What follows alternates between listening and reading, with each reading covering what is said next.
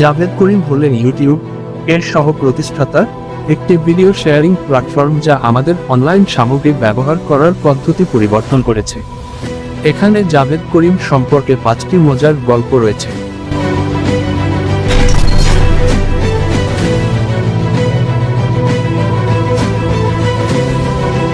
জাভেদ করিম 28 October 1979 সালে পূর্ব জার্মানির মার্সেবার্গে জন্মগ্রহণ করেন। তার পরিবার 1990-এর দশকের মাঝামাঝি যুক্তরাষ্ট্রে চলে আসে।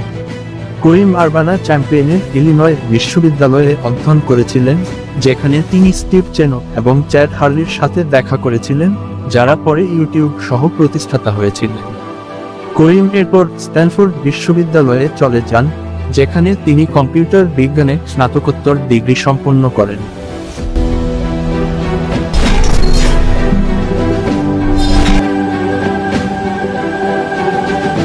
ইউটিউব প্রতিষ্ঠার আগে করিম পেপ্যালে কাজ করতেন। ইলন মাস্ক, পিটার থিয়েল এবং অন্যদের দ্বারা প্রতিষ্ঠা অনলাইন পেমেন্ট কোম্পানি পেপ্যালে করিম স্টিভ চেনো এবং চ্যাড হারলির সাথে দেখা করেন। পেপ্যালে তাদের অভিজ্ঞতা, প্রযুক্তি এবং ইন্টারনেট ব্যবসা বোঝার জন্য একটি শক্তিশালী ভিত্তি প্রদান করেছে, যা পরবর্তীতে তাদের ইউটিউব তৈরি করতে সাহায্য করেছে।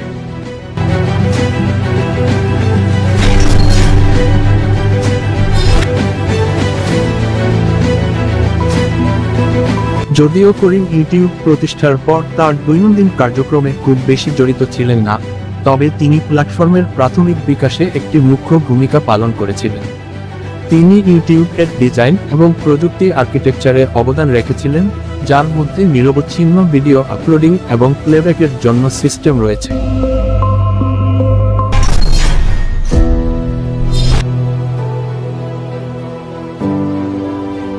2005 সালের ফেব্রুয়ারিতে জাভেদ করিম, স্টিভ চেনো এবং চ্যাড হারলির সাথে ইউটিউব প্রতিষ্ঠা করেন।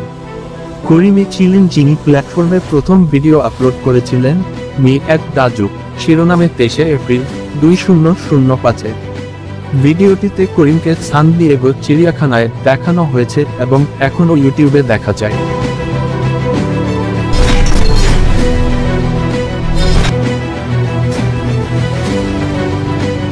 2006 সালে গুগল দ্বারা $1.65 বিলিয়ন ইউটিউব অধিগ্রহণ করার পরে করিম তার শিক্ষা চালিয়ে যেতে বেছে নেন।